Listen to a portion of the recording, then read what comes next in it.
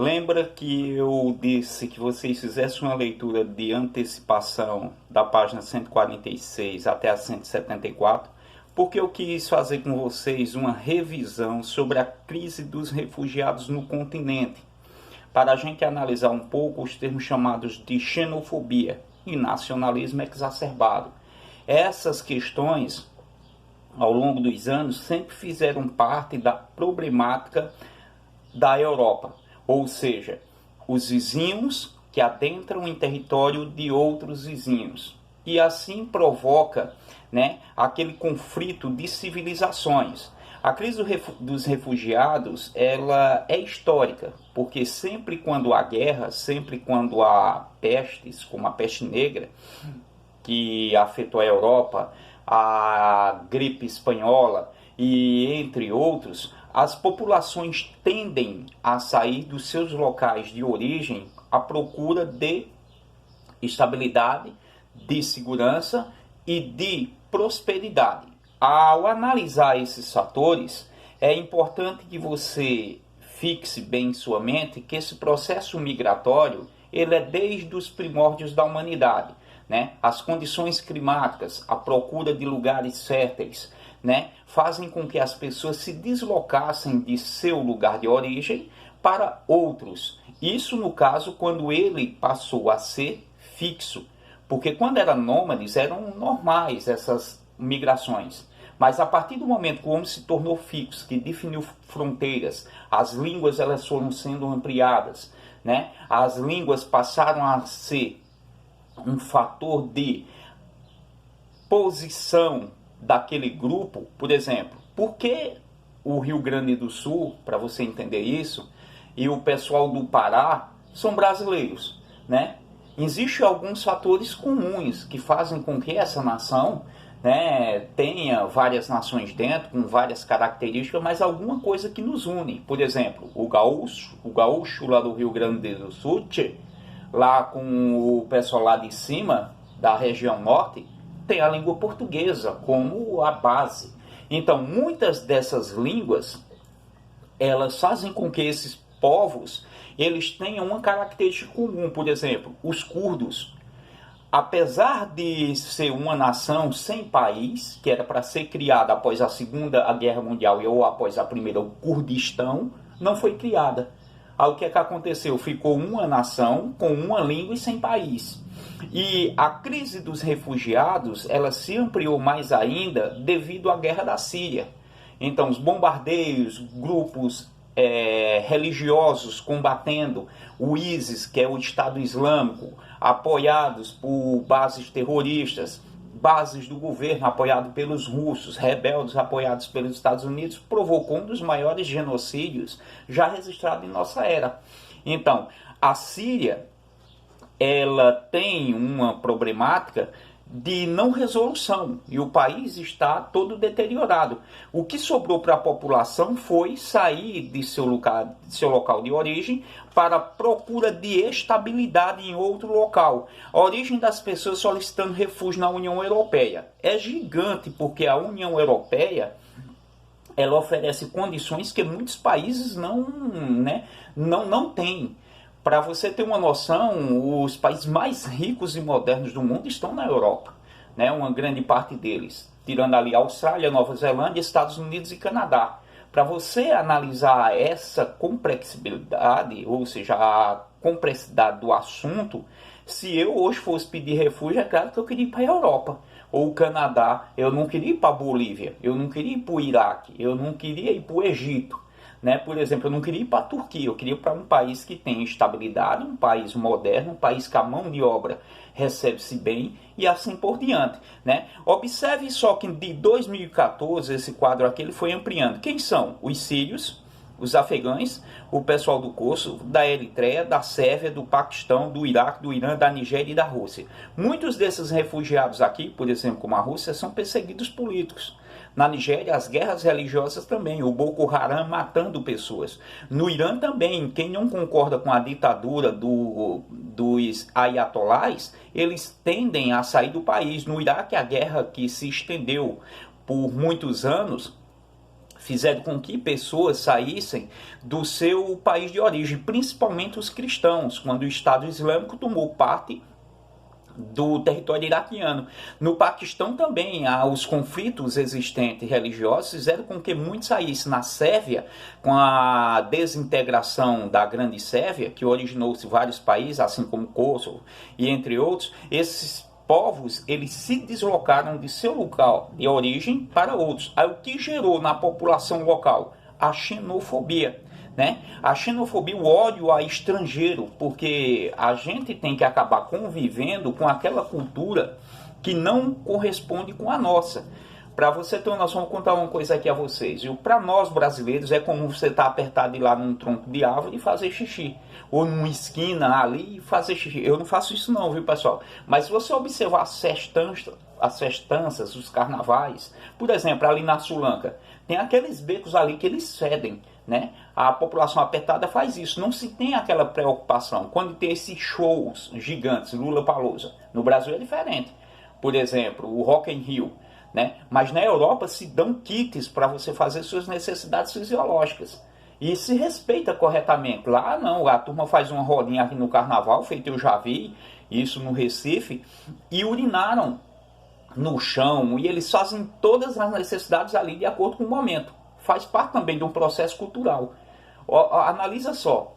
Na Europa teve um evento, alguns brasileiros foram de lado de uma árvore, num jardim urinaram. Um português, isso foi em Lisboa, saiu com a faca e esfaqueou os 2 brasileiros. Né? Para você ver a aversão à cultura do outro. Né? Que para o brasileiro isso é normal, eu estou apertado que se dane. Eu vou ali e faço. Né? Aí no meio da rua, em qualquer canto, embora que dê processos. Para você ter noção também, nos Estados Unidos, na Copa do Mundo que ocorreu lá, a população enfrentava fila e tinha uma área para deficiente. Alguns brasileiros se entronchavam e entravam lá numa boa, ou furava fila, que isso é um absurdo para algumas culturas, o desrespeito para com o outro. Observe um show nessas grandes casas europeias, mantém-se o distanciamento, né? Aquele espaço ali, o metro quadrado, é permitido. Então, desde esses fatores culturais que eu expliquei a vocês, há outros procedimentos diferentes, como, por exemplo, diziam que os ciganos comiam cachorro. Um povo que não é acostumado a muito banho, nem pintar cabelo. É aquele pessoal mais do dia a dia, que o outro dia eles não estão nem aí. É o hoje. O cigano tem isso, ele é o hoje. Aí acontece o quê? A xenofobia. É a aversão ao estrangeiro, a aversão ao outro, à cultura do outro. Né? E com isso vem o nacionalismo exacerbado. Olha, minha nação não precisa de muçulmano, não. As filhas daqui não precisam cobrir o rosto, não. Com burca, não. Eu não preciso estar lá orando cinco vezes por dia. Eles imaginam isso. Olha, eu não estou querendo aceitar aqui brasileiro, um povo liberal, bagunceiro, que faz barulho com as escolas de samba, tudinho. Tem esses fatores. Então, quando você vier analisar a questão da xenofobia, observe a aversão da cultura do outro. A pobreza é existente, a pobreza nos países ricos da Europa, porque junto a esse grupo de imigrantes, a maior parte deles não vão se dar bem, é verdade que vão viver ralando para ganhar o seu ganha-pão. Outra parte, já residente na Europa, não vai ter tanto emprego disponível, porque muitos migram para lá e acaba fazendo o serviço mais barato do que o próprio nativo e gera essa problemática toda. Então, existe um ranking, está todo desatualizado aqui, viu? Com relação a isso. Você sabe que sempre a Noruega ela se desponta como o principal IDH, né? O principal retrato social da Europa é a sua potencialidade, né? A Noruega é o melhor país do mundo para se viver. Para você ter noção, Noruega, Finlândia e Suécia fecharam até presídios, né? Uma boa parte das polícias trabalham desarmadas. Depois dos atentados, foi que eles passaram a se armar e ter treinamentos com armas pesadas. Um dos fatores principais com relação a isso é o desemprego. O desemprego ele afeta muitos países do mundo, principalmente os mais ricos. Uma parte do exercício que eu deixei aqui para vocês analisarem, ele está relacionado a esses fatores. Agora, o leste europeu, ele carrega, né, consigo as marcas do atraso do socialismo. Para você analisar a formação desse leste europeu, ele está relacionado aos conflitos, Primeira Guerra Mundial e Segunda Guerra Mundial. Eu vou fazer uma pesquisa para vocês, é até um pouco chata essa pesquisa, mas vocês vão ampliarem elas com relação a isso. Então, Quando você analisar a questão dos refugiados, não esqueça de analisar que esse é um processo histórico, cultural, que aconteceu e ainda acontece em várias nações do mundo. No passado, muitas pessoas se deslocaram para os lugares mais férteis. Por exemplo, quem é estudante da Bíblia sabe da história de José do Egito. Os hebreus, numa grande fome ou seca, eles passaram para o Egito para comprar materiais, né, de alimentação, cereais, essas coisas assim. E aconteceu que uma boa parte da população hebreia terminou no Egito, porque José se tornou governador lá e eles migraram para lá. Segundo a tradição, eles se tornaram escravos no Egito, até a sua libertação com Moisés. Né? Saíram do Egito, atravessaram o Mar Vermelho e foram para a região de Canaã, onde é hoje a região da Galiléia, Israel e ali por diante. Né? Quando você analisar que isso é um processo histórico, aí você identifica que muitos países passam por esse processo, muitas nações também. Então, o leste europeu atual, vocês viram aqui alguns países que integram esse grupo. A transição econômica foi importante, porque primeiro foi com a União Soviética, com a Glasnost e a Perestroika, que abriu para o capitalismo e a abertura política também para ter as eleições, né, populares. A própria população escolheu os seus governantes. E quando você analisa essa problemática, você vai se deparar com questões existentes em alguns países, em destaque a Polônia. A Polônia, você sabe que foi um dos fatores principais para se ter o grande conflito que foi a Segunda Guerra Mundial. Até Hitler invadir a Polônia, os países estavam quietinhos, mas existia uma aliança entre Polônia e a Inglaterra. E em defesa da Polônia, os aliados adentraram no conflito. Né? Então, as Nações Unidas, elas tendem, né, a entrar em determinados consensos com relação a essas questões de guerras, essas questões de xenofobia, essas questões de nacionalismo exacerbado, mas não se tem um consenso. Né? Quando você vem analisar a transição econômica, passa por esse processo também. Muitos da Alemanha Oriental migraram para a Alemanha Ocidental, porque as condições lá eram melhores. E se você analisar algumas pessoas historicamente tentando cruzar da parte do socialismo para o capitalismo, eram fuziladas, né, nos arames farpados. Eles ficavam enganchados e nas torres os soldados disparavam tiros, proibindo a população de sair, né, para o lado capitalista. Então, esses conflitos de migrações, eles passaram por vários segmentos: étnico-religiosos, os conflitos existentes, econômicos, as questões, perseguições políticas e assim por diante. Existe um fator interessante que foi a Revolução de Veludo, né? Isso aconteceu com dois países europeus, a República Tcheca e a República da Eslováquia, ou a Tchecoslováquia, que eram anexados ao leste europeu, ao chamado, né, cinturão vermelho do socialismo. As duas nações diferentes, né, em línguas diferentes também em muitos aspectos culturais, resolveram um problema: não vamos entrar em guerra e dividir um país. Por isso que foi chamado a divisão de a Revolução de Veludo, né? Porque foi macia, foi amigável. Então, os conflitos etnonacionalistas no leste europeu. É interessante que muitas nações não resolveram nesse período, nesse mesmo processo, como ocorreu na Tchecoslováquia. Aqui, ó, a região dos Balcãs. Lembra do assassinato de Francisco Ferdinando, herdeiro do Império Austro-Húngaro? Né? Está relacionado a isso aqui também. Foi em Sarajevo. Tem dois filmes, né? Tem dois filmes, né, muito interessantes. Um é Don't Forget Sarajevo, né? Bem-vindos a Sarajevo também. Tem isso, Não Esqueça de Sarajevo. E tem Sarajevo, que é com Francisco Ferdinando. Isso foi você que acessou, é o que está lá disponível. Aí quando você analisa que a Grande Sérvia, ela se dividiu, aí você vem analisar essa figura aqui, ó, Slobodan Milošević. Slobodan Milošević, ele é tido como um dos genocidas e suicidou-se, né? Ele passou a ser julgado por crimes de guerra, porque ele comandou, né, o massacre da população de Sarajevo. E os conflitos étnicos raciais aqui, numa área pequenininha da Europa, gerou vários países: Macedônia, o Kosovo, a Sérvia, Montenegro, Bósnia e Herzegovina, a Croácia e a Eslovênia. Então, essa desintegração da Grande Sérvia ocorreu com a morte de Tito, que conseguia ali fazer a aglomeração, né, dessas populações em torno de um bem comum. Mas com a desintegração da União Soviética, esses países passaram a entrar em conflitos. Analise só a problemática. É como se fosse Barra, Bonito, Camusim, Sairé, cada um com uma religião diferente, cada um com uma cultura diferente, uma língua diferente. Foi o que aconteceu aqui.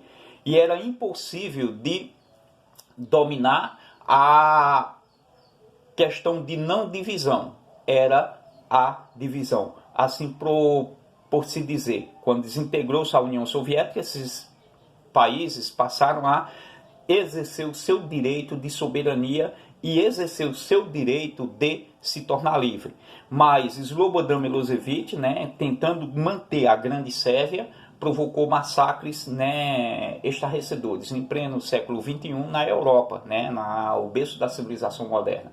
E quem sofreu com isso? A população muçulmana, né, que foi eliminada, né, nas trincheiras de guerra. Para você analisar, os conflitos eles foram, né, gigantes, não só na região em que estava a Bósnia e Herzegovina, né, em Sarajevo ali, como em várias outras partes.